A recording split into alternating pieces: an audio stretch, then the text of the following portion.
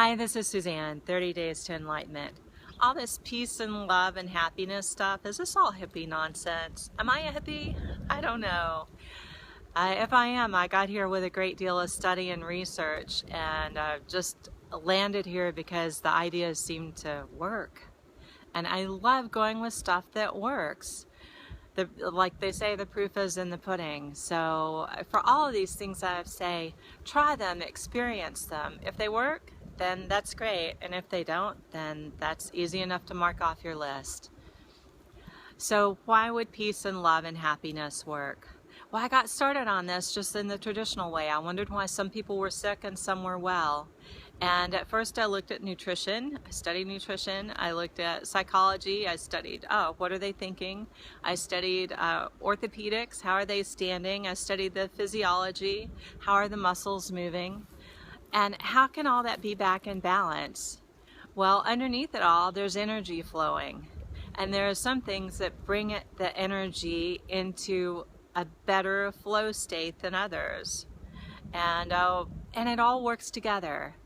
So that frequency and wavelength that's in the actual love thought, guess what? It makes us well. And the one that's in the shame and fear and guilt, guess what? Makes us not well. So hard to get up out of that. So changing those thoughts brings the different frequencies that makes the energy flow. So there are patterns where the energy flows. The Chinese, the Eastern medicine figured this out thousands of years ago, and they're still right. And if you're sensitive, you can notice these things. There are ways to learn to see them. I had no idea about this. I had no clue. I'm not naturally intuitive, so this is all learned from me. I started with a cranial sacral therapy, just learning to feel the light rhythms of the body, with the visceral manipulation, learning to feel the organs as they move. And then, as I was lightly listening with a light touch, I found my hands were moving by themselves. So what was happening is that wherever there's pain or dysfunction, it's an area of low voltage. So coming in with more neutrality and love and acceptance, my hand was moving towards that spot. And so then as I would be there and restore the motion and add some energy, the patient felt better. So it was crazy, and the more I studied it, the more interesting it got. Though with great intent, you can notice this more. And with letting go of more of our restrictions and how we think life should be rather than how it really is, you can see it more easily, and you can notice it more, and you can be there more. So, and then when you're around people like that, then it's easier to get well.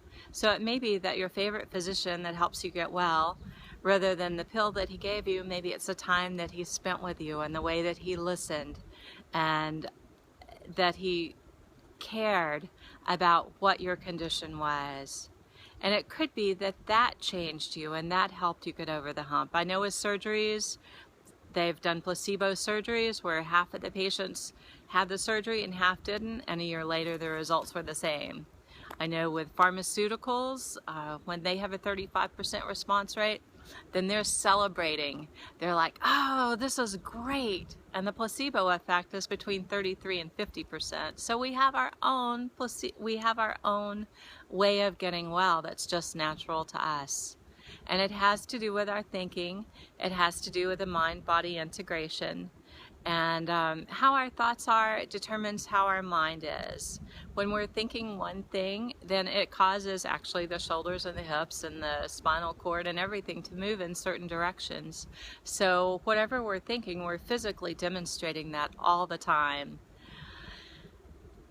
But the easiest way to get well is by changing the thoughts. And secondly, you could change the physiology. You could take a pill. You could relax.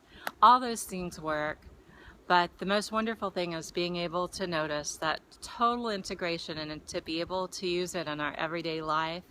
And is this hippie nonsense, finding that peace and love and joy have these effects? Well, if it is, I'm on the hippie bandwagon. Thanks for joining me on this rainy day in Port Aransas.